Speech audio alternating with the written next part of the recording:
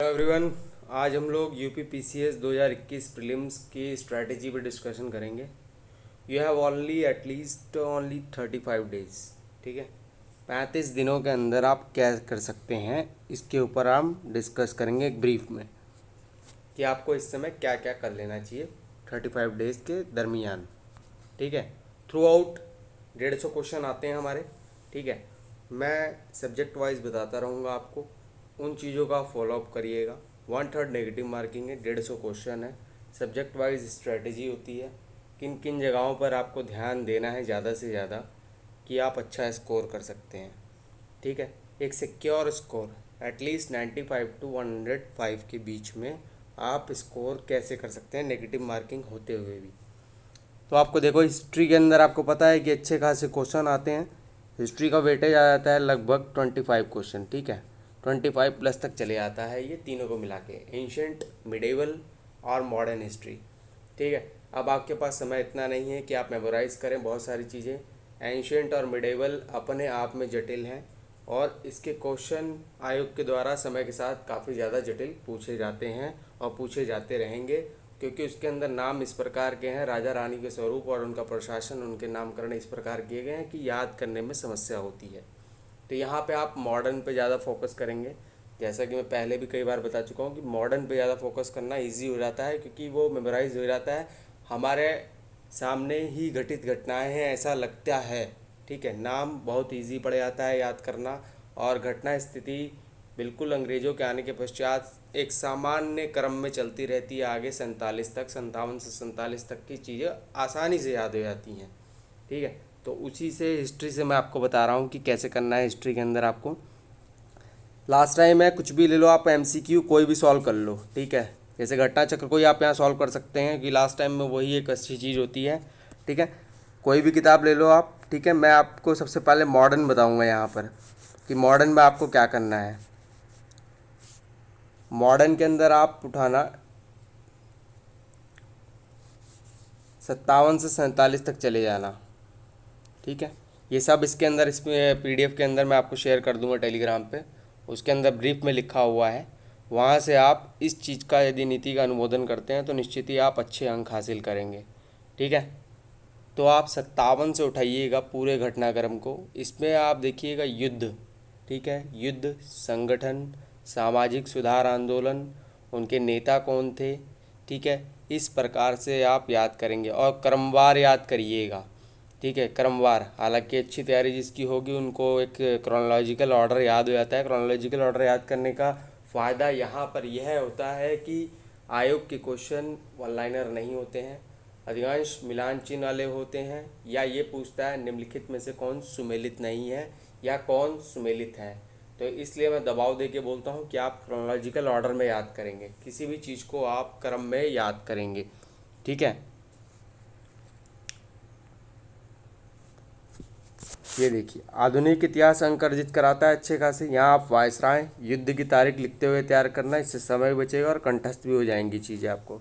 यहाँ जनजातीय आंदोलन, विद्रोह का नेता, नाम, वायसराय, स्थान आदि आंदोलन स्थान क्रम के साथ तैयार करेंगे। ठीक है, और इसी प्रकार से आप संस्थाओं और किताब समाज सुधारकों के नाम याद करेंगे। इनकी अगर डेट्स याद हैं या मोटा मोटा आप बना लेते हैं कि 1872 से 1900 के मध्य के संगठन, अगर मोटा मोटा तोड़ना जानते हैं तो ये और अच्छी चीज़ है आपके लिए।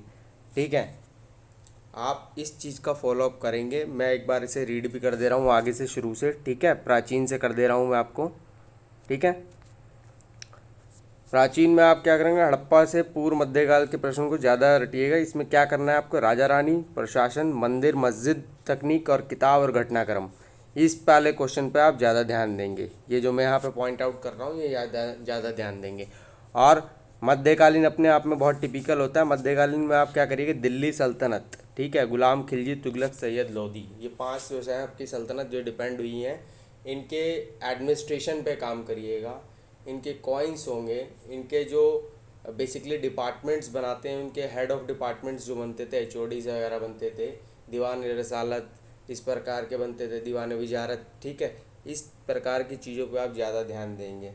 ऐसे ही मुग़ल काल को आप पढ़ लीजिएगा। मुग़ल काल के अंदर आप अकबर को ध्यान से पढ़िएगा, अकबर और औरंगजेब को, क्योंकि दोनों ही एक दूसरे के विपरीत ही लगते हैं पढ़ने में।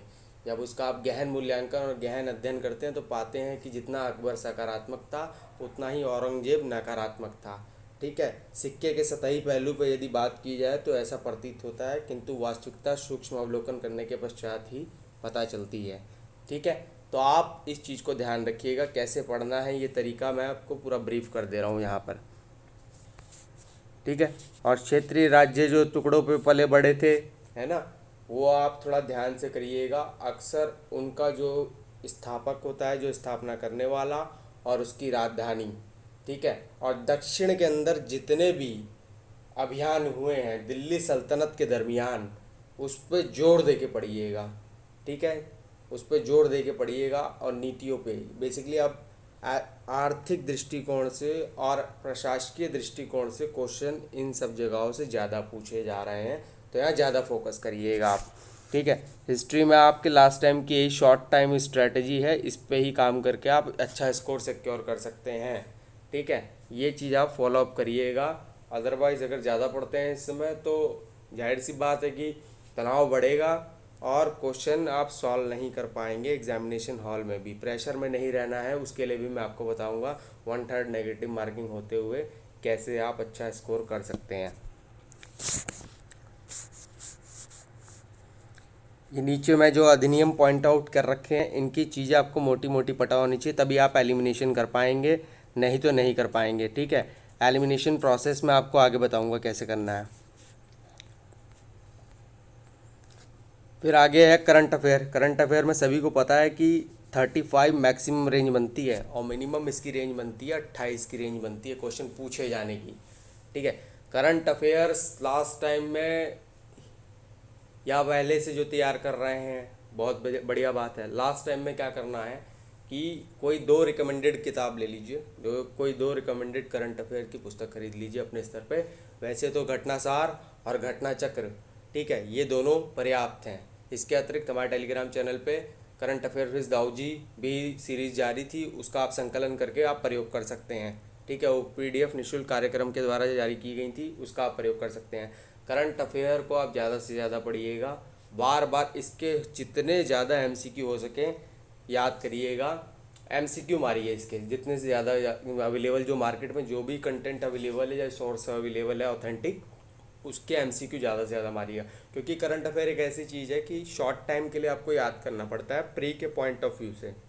तो प्री के पॉइंट ऑफ व्यू से आप ज़्यादा से ज़्यादा कमांड किस पे, एमसीक्यू के थ्रू कर सकते हैं। हालांकि 150 क्वेश्चन एमसीक्यू ही हैं और 150 के 150 जो है डिफरेंट वेरियस सब्जेक्ट से आते हैं, पर यहाँ पर आप अच्छा स्कोर कर सकते हैं क्योंकि इसका लिमिटेशन है, इसका एक दायरा है।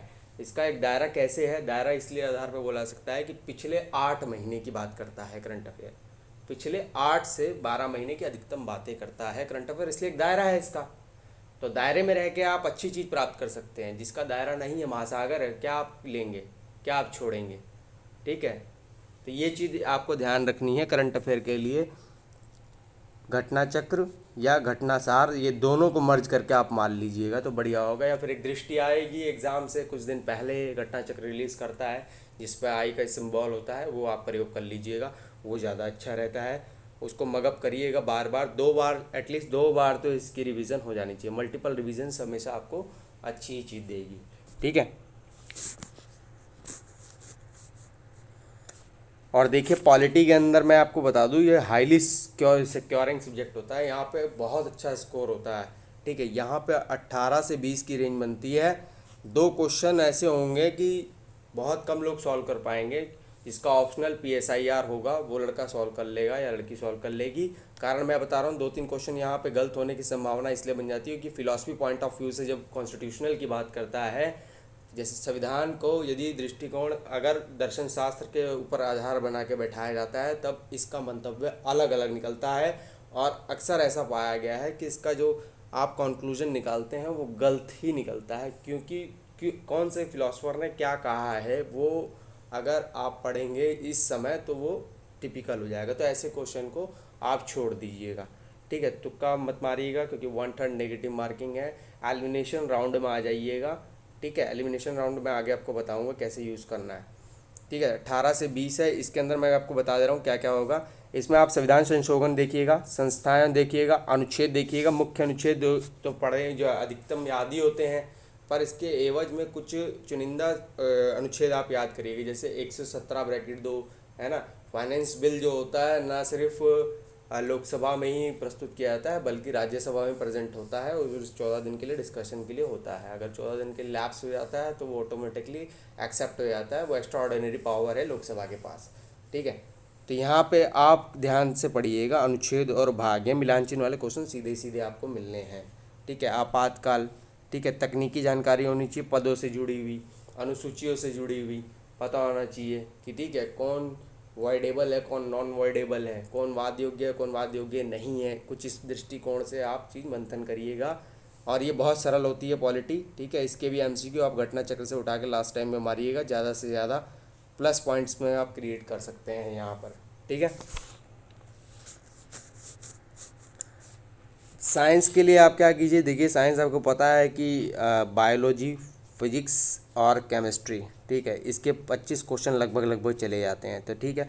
तो सबसे ज़्यादा बायोलॉजी से क्वेश्चन आते हैं, तो बायोलॉजी के अंदर आप कुछ मत करिएगा, घटना चक्र यदि मार सकते हैं तो ठीक है, नहीं तो लूसेंट की साइंस के एमसीक्यू सॉल्व कर लीजिए लास्ट टाइम पे। सिर्फ एमसीक्यू पे पोटेंशियल के साथ सॉल्व करिएगा, बार बार जल्दी से सॉल्व हो जाएंगे। 600-700 संभव तो क्वेश्चन दे रखे हैं उसके, और उस पर बार बार काम कर लीजिएगा, तो ये ज़्यादा अच्छा रहता है। और नवीनतम आविष्कारकों को देखो, मैं एक क्वेश्चन ये लाइन इसलिए जोड़ी गई है नवीनतम आविष्कारकों के लिए कि रिसेंट देखा गया है कि क्वेश्चन ऐसे दे देता है मिलान चिन्ह के अंदर 2-3 जो नए नए आविष्कार होते हैं उसको मिलाने के लिए कहा जाता है। जैसे लास्ट टाइम का क्वेश्चन है ग्राफीन, ठीक है ना। ग्राफीन पर आपको बता दूं कि 2010 में जिस व्यक्ति को नोबेल मिला था, और ग्राफीन अब यूज़ भी किया जाता है कि फलों को पकाने के दरमियान वो ख़राब हो जाते हैं, उसका कंजर्वेशन करने के लिए ग्राफीन भी यूज़ किया जाता है। इवन बैटरी के अंदर यूज़ किया जाता है, बहुत सारे कंपोजिट मटेरियल्स में यूज़ किया जाता है। तो इसलिए मैंने यहाँ आविष्कार को, जो नवीनतम आविष्कारक हुए हैं उसको ध्यान दीजिएगा आप नवीनतम आविष्कारों पे, ठीक है। यहाँ बायोलॉजी सबसे पहले पढ़िएगा, ह्यूमन बॉडी को पूरा बढ़िया से पढ़िएगा, ठीक है। ह्यूमन बॉडी की एनाटॉमी पे क्वेश्चन सीधे सीधे 3-4 आते हैं, आँख नाक कान मुंह गला, इस प्रकार के क्वेश्चन जो जुड़े होते हैं उससे आते हैं सीधे सीधे। फिर फिजिक्स और केमिस्ट्री को आप प्रायोरिटी दीजिएगा और इसकी ज़्यादा से ज़्यादा एमसीक्यू मारिएगा। एमसीक्यू ही क्योर ऑफ ऑल डिजीज़ है यहाँ पे, और बहुत अच्छे स्कोर हासिल कराया जाता है। यहाँ किसी कॉन्सेप्ट की ज़रूरत नहीं है, हाँ है तो हाँ है, ना है तो ना है। साइंस ऐसी बात करेगा यूपीपीसीएस के अंदर आपसे, और कुछ बात नहीं करेगा। क्यों? क्योंकि सीधी सी बात है, वहाँ सामान्य एक जानकारी जो अपेक्षा की जाती है एक सामान्य व्यक्ति से, उसी दृष्टिकोण से साइंस पूछा गया है, और बहुत ज़्यादा तकनीकी नहीं पूछता है साइंस, ठीक है। फिर ज्योग्राफी, ठीक है। ज्योग्राफी के अंदर अब वर्ल्ड ज्योग्राफी और इंडियन ज्योग्राफी, तो ये मैं आपको पूरा रीड कर दे रहा हूँ, और इसी पे क्वेश्चन बैठे होते हैं, ठीक है। खगोल की पे जानकारी, जलवायु, वनस्पति, धाराएं, शहर, राजधानी, खनिज, नदी तंत्र, दक्षिण और पूर्वोत्तर भारत का विशेषकर नदी तंत्र आप ध्यान से पढ़िएगा, क्योंकि ब्रह्मपुत्र इस समय बहुत डिस्प्यूटेड रिवर के लिए जानी जा रही है, क्योंकि चाइना से इससे बहुत ज़्यादा डिस्प्यूट चल रहा है। चाइना कहता है कि हम डैम बना रहे हैं, जिसकी इंटीमेसी आपको देते भी हैं, पर इंडिया का कहना है कि नहीं, वो डैम्स बना रहा है, छोटे छोटे डैम्स बना के हमारा पानी ब्रेक कर रहा है, और उसकी जानकारी भी नहीं दे रहा है, जिससे जल का संकट वहाँ पे विद्यमान है और होगा, निश्चित उस पर लड़ाई होगी, ठीक है। और उस पर वॉर भी क्रिएट होने की बहुत ज़्यादा पॉसिबिलिटी बनती है। तो इसलिए मैंने ये लाइन यहाँ डाली है कि दक्षिण भारत और पूर्वोत्तर भारत। दक्षिण भारत की बात क्यों की जा रही है, जैसे आपको पता होगा नीति आयोग की रिपोर्ट के तहत बेंगलोर जैसे जो शहर है वो पानी की किल्लत से जूझ रहे हैं, इवन नेगेटिव उनका डाउनफॉल हो गया है इसके अंदर वाटर के अंदर, ठीक है। इनर वाटर जो लेवल है उसका, ग्राउंड लेवल का, वो काफ़ी नेगेटिव हो गया है। इसलिए बात की है, सरकारी आंकड़े भी जो चीज़ बताती है अक्सर उस पर आधारित होकर क्वेश्चन पूछ लिए जाते हैं, जो कि उससे जुड़ते हैं कहीं ना कहीं, ठीक है। झील इसी प्रकार से पर्वत, चट्टाने, गहराई और ऊंचाई के दृष्टिकोण से इसलिए बोल रहा हूँ कि क्रम लगाने के लिए बोल देता है, ठीक है। उत्तर से दक्षिण का क्रम या पूर्व से पश्चिम का क्रम मैपिंग कर लेंगे तो ज़्यादा अच्छा है। ये बहुत ज़्यादा नहीं बता रहा हूँ मैं आपको, ये शॉर्ट शॉर्ट चीज़ें हैं, और ये अमूमन एक एक टॉपिक 20-20 मिनट की अधिकतम मांग करता है। तो इस समय यदि आप इसका अपनाते हैं, इसी रणनीति का अनुमोदन अगर आप वर्ल्ड लेवल पे भी करते हैं और इंडियन लेवल पे भी करते हैं, तो हाई स्कोर सेव करते हैं आप। यहाँ पे गलती होने के चांसेस कम ही होते हैं, क्योंकि कुछ एक चीज़ कॉन्सेप्चुअल होती हैं, 2-3 क्वेश्चन सभी से गलत हो सकते हैं, पर जिसने प्रीवियस ईयर क्वेश्चन से कमांड हासिल कर रखी है उसके लिए ये भी इजी टास्क घोषित होता है, ठीक है। यहाँ पे आप काम इसी दृष्टिकोण से कीजिएगा, तो यहाँ आप अच्छे से अच्छे क्वेश्चन सॉल्व कर ले जाएंगे। जहाँ पे डिस्प्यूट होगा उसके लिए मैं एलिमिनेट बताऊंगा आगे, ठीक है। देखिए इकॉनमी के लिए आप क्या करिएगा, इकॉनमी के कुछ चैप्टर्स मैंने यहाँ पर ऐड किए हैं, उन्हीं चैप्टर्स को आप प्रायोरिटी दीजिएगा, प्राथमिकता दीजिएगा, ये ज़्यादा अच्छा होगा, ठीक है। बेसिक्स ही समझ बता रहा हूँ कि अगर कथन और कारक वाले जैसे कोई ज़्यादा प्रश्न आ जाते हैं कई बार, 1 2 3 वाले रीज़न और असर्शन वाले अतिरिक्त की बात कर रहा हूँ मैं, जैसे कि 1 सही है, 2 सही है, 2 3 सही है, 3 4 सही है, तो यहाँ डिमांड होती है पहले कॉन्सेप्ट की। एक ऑप्शन उसके अंदर ऐसा होगा जो कि एक अवधारणा की मांग कर रहा होगा। ये वही बच्चा या लड़का सॉल्व कर पाएगा जिसके पास कॉन्सेप्चुअल अप्रोच अच्छी है। तो कॉन्सेप्चुअल अप्रोच के लिए आपको चैप्टर्स अच्छे क्लियर होने चाहिए। अब तो समय भी नहीं है आपके पास, किंतु फिर भी चुनिंदा चैप्टरों को मैंने यहाँ संकलित किया है एक स्थान पे। यदि आप इस पर काम करते हैं तो निश्चित ही आप अच्छे अंक प्राप्त करेंगे। मुद्रा बैंकिंग पे आप काम कर लीजिएगा, विदेशी व्यापार पे काम कर लीजिएगा, क्योंकि यहाँ से बैलेंस ऑफ ट्रेड पूछ लेता है, इस प्रकार की अवधारणाएं पूछ लेते हैं, राजकोषीय घाटा आपको पूछता ही है, ठीक है। एवं लोकविद जैसे जटिल चैप्टरों पर ध्यान देना, ठीक है। करंट को जोड़कर अगर आप पढ़ने की क्षमता रखते हैं तो बिल्कुल मैं डैम श्योर कह रहा हूँ कि ये आप यहाँ पे और अच्छा स्कोर हासिल करेंगे, क्योंकि जो उसकी सेकंड स्टेटमेंट होती है अक्सर वो करंट के प्रॉस्पेरिटी पेरीफेरी से जुड़ रही होती है, ठीक है। करंट को अगर जोड़ के पढ़ते हैं तो यहाँ आपकी आर्थिकी भी कंप्लीट होती है और इकोनॉमी की चीज़ें भी कंप्लीट होती है। और इसके लिए मैं आपको घटना चक्र रिकमेंड नहीं करूँगा, क्योंकि वो प्रीवियस ईयर लास्ट ईयर का कंपाइलेशन होता है, तो लास्ट ईयर के आंकड़े और वर्तमान आंकड़ों में अंतर होता है, ठीक है। तो इसके लिए मैं आपको रिकमेंड नहीं करूँगा इकॉनमी के लिए। बस एक अवधारणा हो, लूसेंट जैसी एक सामान्य चीज़ जिसमें पंचवर्षीय योजनाओं पर अच्छा काम करिएगा, उसके उद्देश्य देख लीजिएगा, उसका टाइम पता होना चाहिए, उस पंचवर्षीय योजना के दरमियान स्थापित संस्थाओं के स्थापना वर्ष देख लीजिएगा, कौन सी कमेटी ने रिकमेंड किया था तो कौन बना। जैसे नाबार्ड है 1982 में बना है, 5 ईयर प्लान में बना था, शिवरोवन कमेटी ने रिकमेंडेशन दी थी। और नाबार्ड ही है जो कि सेल्फ हेल्पिंग ग्रुप को एसोसिएट करके कई तरह के प्रोग्राम लॉन्चेस करता है। तो नाबार्ड के बारे में जैसे बात होगी तो इसकी पेड अप कैपिटल कितनी होनी चाहिए ये पता होना चाहिए। ये जुड़ने वाली बातें बता रहा हूँ मैं आपको, सामान्य सा दृष्टिकोण है, ये बहुत ज़्यादा तकनीकी नहीं बताया मैंने आपको। यदि कोई संस्था होगी जैसे कि फाइनेंशियल काम करती होगी तो जाहिर सी बात है उसके अंदर पेड अप कैपिटल भी होगी, ठीक है, सरकार की निवेश पूंजी भी होगी।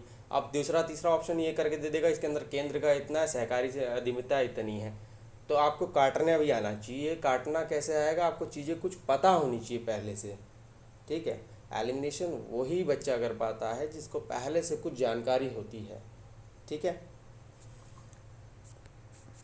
और ये वैश्विक स्तर पर कुछ कोविड के चलते कुछ शब्दावलियों का प्रयोग हुआ था आर्थिक परिप्रेक्ष्य में, क्योंकि ऑलमोस्ट कंट्रीज़ की जो भी डेवलप्ड कंट्री थी या अंडर डेवलप्ड, सबकी जो ग्रोथ रेट थी रिड्यूस हो गई थी।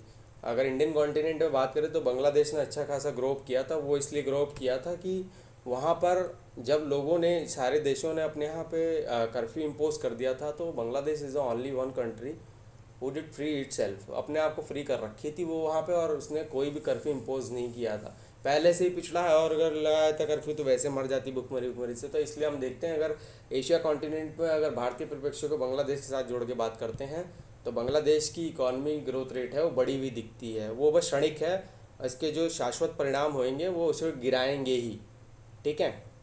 तो वो अगर कभी समय मिला तो उस पर मैं चर्चा करूँगा। और घटना चक्र की आर्थिकी पे आप काम कर लीजिएगा, क्योंकि यहाँ से जो आर्थिकी क्वेश्चन है इकॉनमी बेस के वो यहीं से बनेंगे। आंकड़ों पे बेसिकली क्वेश्चन होते हैं और आंकड़े वर्तमान को आप प्रायोरिटी में रखिएगा और कई बार करिएगा आंकड़ों को, ठीक है। 1 नहीं 2 नहीं 3 4 बार करिएगा तभी ये मगअप होंगे, अदरवाइज नहीं होंगे। सेंसस जनगणना पे नए आंकड़ों पे काम करिएगा, क्योंकि 2011 की जनगणना ऑब्वियसली सी बात है बहुत पुरानी हो चुकी है। अब तो यूपी की जनसंख्या भी 24 करोड़ के अप्रॉक्स पहुंच चुकी है, ठीक है। तो सैंपल रिजर्वेशन सर्वे है, इस प्रकार के आंकड़े यदि हों तो संकलन कर रखे हो तो वहाँ से पढ़िएगा। राज्य विशेष देखिए, यूपी स्पेशल जो है ये वाणी से इसको MCQ कर लेना केवल, ठीक है। आशा करते हैं कि इस बार यूपी PCS के अंदर यूपी स्पेशल का वेटेज बढ़ेगा, क्योंकि लास्ट ईयर का जो प्रीलिम्स हुआ था और मेंस के रिजल्ट के बाद बहुत ज़्यादा डिस्प्यूट क्रिएट हुआ था सुबह में। स्थिति ये थी कि लोगों ने बहुत ज़्यादा आक्षेप लगाए थे कि मेंस का जब परिणाम घोषित हुआ था तो अन्य राज्यों के बच्चों ने ज़्यादा टॉप किया और सीटें हासिल की। हालांकि वो ऑप्शनल का फैक्टर है, फिर भी तो ये दबाव दिया गया राज्य में कि राज्य के प्रश्न ज़्यादा पूछे जाना चाहिए, इससे बाहरी हस्तक्षेप घटेगा।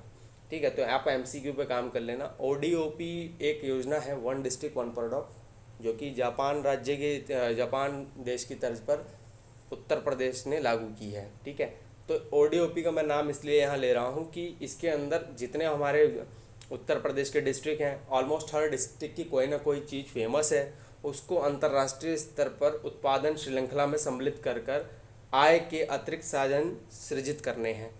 ठीक है, तो ये इस पॉइंट ऑफ व्यू से भी इम्पोर्टेंट है और रोजगार के दृष्टिकोण से भी इम्पोर्टेंट है, और आपका सामान तो बिक ही रहा है, लेबर एबर सब इंक्लूड हो रही है, उत्पादन श्रम श्रृंखला सब कुछ स्थापित हो रही है इसके अंदर। तो मेरा मूल मकसद ये है ओडीओपी को यहाँ पॉइंट आउट करने का। ओडीओपी में जितने भी प्रोडक्ट होंगे वो किसी न किसी ज़िले से संबंधित होंगे, और मिलानचिन वाले क्वेश्चन यहाँ से 2-3 बनने की पूर्णतः संभावना है, तो आप यहाँ ध्यान दीजिएगा। ठीक है, वाणी पे आप काम कर लीजिएगा। इकोलॉजी तो देखिए, इन्वायरमेंट इकोलॉजी आपको पता है कि ACF एंड RFO है ना, असिस्टेंट कंजर्वेटर ऑफ फॉरेस्ट जो होते हैं आपके, उसके लिए इकोलॉजी का साथ में एग्ज़ाम लेना इकोलॉजी के वेटेज को इंक्रीज करता है। तो क्या पर्यावरण पारिस्थितिकी पर शब्दावली पे ध्यान दीजिएगा। मूलतः इसकी यदि शब्दावली किसी को पता है तो वो कर लेता है। जैसे अब मैं बोलता हूँ बायोडाइवर्सिटी, ये शब्द किसने दिया? ठीक है, अब बायोडाइवर्सिटी है तो ये कितने प्रकार की भी होगी, अल्फ़ा बीटा गामा। अल्फ़ा किसकी बात करता है? एक विशेष प्रजाति की। बीटा किसकी बात करता है? सभी को लेता है, थोड़ा कम लेता है गामा से। ठीक है, गामा दोनों की बात करता है। ठीक है, अल्फ़ा ये, बीटा ये, और गामा सभी को ले लेता है। अगर इसकी जानकारी ऐसे आपको शब्दावली में, ठीक है, इकोटोन की जानकारी है। ठीक है, दोनों क्षेत्रों को मिला के बनता है इकोटोन। ठीक है, अगर इसकी जानकारी है तो ये इस सब चीज़ें से बना के काफ़ी ज़्यादा हद तक आपके क्वेश्चन हल करा देता है। इसके लिए आप लास्ट ईयर्स के MCQ इनफ हैं, और जितने भी नेशनल और इंटरनेशनल लेवल पर इन्वायरमेंटल पॉइंट ऑफ व्यू से इम्पॉर्टेंट सबमिट्स हुई हैं और उनकी थीम क्या थी वो आप ध्यान रखते हैं, तो आपका स्कोर बढ़ेगा ही बढ़ेगा, और ऐसे क्वेश्चन आते ही हैं। ठीक है, इसके लिए आप बस प्रीवियस ईयर क्वेश्चन सॉल्व कर लेना, मोर देन इनफ है। और करंट में जो जुड़ रही होंगी उसको बिल्कुल जोड़ लेना। ठीक है, क्योंकि काफ़ी ज़्यादा क्वेश्चंस डायनेमिक हो रहे हैं। 150 क्वेश्चन है, 150 में आपको पता है कि कट ऑफ जिसके भी 95+ बनते हैं वो मेंस देता ही देता है। तो इसको सिक्योर करने के लिए भी आपको इकोलॉजी बहुत ईजी भी होती है, ज़्यादा टफ भी नहीं होती है, सामान्य परिप्रेक्ष्य से पूरी जाती है। और हालिया पर्यावरण निर्णय जो भी कितने बड़े बड़े डिसीजन लिए होंगे, जैसे कॉप के हो गए डिसीजन वगैरह, इस पे ज़्यादा काम कर लीजिएगा कि 1/3 नेगेटिव मार्किंग है तो सॉल्व कैसे करना है। ठीक है ना, क्वेश्चन को पहले देखिए। फर्स्ट राउंड के अंदर 150 क्वेश्चन है, आपको पता है। फर्स्ट राउंड आप निकल जाइएगा अच्छे से रीड करते हुए, क्वेश्चन सारे पढ़िएगा, कोई क्वेश्चन ऐसा मत छोड़िएगा जो ना पढ़ रहे हो। थोड़ी सी स्पीड तेज रखिएगा, क्योंकि क्वेश्चन अगर आप सारे रीड करते हैं तो बहुत ज़्यादा संभावना होती है कि 4 से 5 ऐसे प्रश्न होते हैं जो केवल आँखों देखी सही हो जाते हैं, आँख से देखने पर सही हो जाते हैं, ऐसा भी पाया गया है। ठीक है, तो आप फर्स्ट राउंड पूरा बढ़िया से लीजिएगा। सेकेंड राउंड पर उन क्वेश्चनों की ओर मुड़िएगा जिसमें 2 ऑप्शन बन रही हो, 50-50% का रेशो बन रही हो। ठीक है, यहाँ रिस्क लीजिएगा, फुल्ली रिस्क लीजिएगा। ठीक है, BSc GD जो भी बन रहा होगा, और थोड़े सा अपना परसेप्शन लड़ाना कि कौन सा लड़ सकता है। थर्ड राउंड उन क्वेश्चनों पे लीजिएगा जहाँ पर 4 में से 1 कट गया, यानी 3 ऑप्शन बचे। ठीक है, 3 ऑप्शन बचे यहाँ पे और 1 आपने काट दिया है। ठीक है, तो यहाँ पे इन 3 के अंदर आप थोड़ा सा गहन मंथन कीजिएगा, सोचिएगा, थोड़ा सा दबाव दे के सोचिएगा। ठीक है, दिमाग पे जोर दे के सोचिएगा। अक्सर हम लोग यह गलती कर बैठते हैं, क्वेश्चन की जानकारी होते हुए दिमाग पे ज़्यादा दबाव नहीं डालते, चल भाई सी मार के आगे बढ़ देते हैं। ये तुक्का मत अपनाइएगा। ठीक है, ये तुक्का मत अपनाइएगा, बहुत घातक सिद्ध होगा आपके लिए। ठीक है, फोर्थ राउंड में एक बार आप देख लीजिएगा कितने क्वेश्चन अटैम्प्ट हो चुके हैं। 150 में से यदि आपकी रेंज पहुंच जा रही है, 125 के प्लस पहुंच रही है, तो आप ठीक जगह पर खड़े हैं अब। ठीक है, और अब लास्टली मैं बात करता हूं कि जैसे कि option A, option B, option C, option D। ठीक है, जैसे ये ऑप्शन A है, ये ऑप्शन B है, ये ऑप्शन C, ये ऑप्शन D। यहाँ लिखा है कि 1 और 2 सही है, यहाँ लिखा है 2, 3 सही है, यहाँ लिखा है 1, 2, 3 सही है, यहाँ लिखा है 1, 2, 3, 4 सही है। तो आप देखिएगा 1 का प्रयोग कितनी जगह हुआ है, 1 का प्रयोग 3 जगह हुआ है, यानी एक ऑप्शन कि 3 जगह प्रयोग हुआ है, 2 का प्रयोग कितनी जगह हुआ है, 1 2 3 4, 4 जगह हुआ है, 3 का प्रयोग कितनी जगह हुआ है, 1 2 3 जगह हुआ है, और 4 का प्रयोग कितनी जगह हुआ है, 1 जगह हुआ है। तो इसमें सबसे कम पॉसिबिलिटी किसकी है, 1 की और 4 की, यानी 2 और 3 तो हमारी सही ही है, 2 और 3 जिस किस में सही है, 2 3 यहाँ सही है, 2 3 यहाँ सही है, ये वाली ऑप्शन कट गई। अब बची क्या, बी सी और डी। ठीक है, अब देखिएगा 1 और 4 की पॉसिबिलिटी कितनी है, 1 1 आ रही थी, 1 1 आ रही थी, यानी इनका 100 रुपये में 1 1 रुपये का मूल्य है, या 1% मान लीजिए। ठीक है, तो इन दोनों में थोड़ा सा दिमाग लड़ाइएगा, यहाँ पर बुद्धि और विवेक का प्रयोग करेंगे तो आपका जाहिर सी बात है कि आंसर आएगा तो आएगा। बहुत ज़्यादा चांस होते हैं कि आप अगर ऐसा ट्रिकली खेलते हैं तो आपका आंसर मिल जाता है। ये मैंने आपको एक सामान्य सी अवधारणा दे दी। एलिमिनेशन राउंड में इस चीज़ का आप प्रयोग करिएगा। एक सामान्य से अधिकतम लोग जानते भी हैं इस रणनीति को, पर लागू करने में समस्या होती है उनको जो कि एक सतही छिछली नॉलेज रखते हैं। ठीक है, जो छिछली जानकारी रखते हैं उनको दिक्कत होती है इस नीति को लागू करने में। ठीक है, जिनको थ्रू आउट चीज़ें पता हैं और भूल रहे हैं और इस नीति को लगाते हैं तो उसके आंसर आते हैं।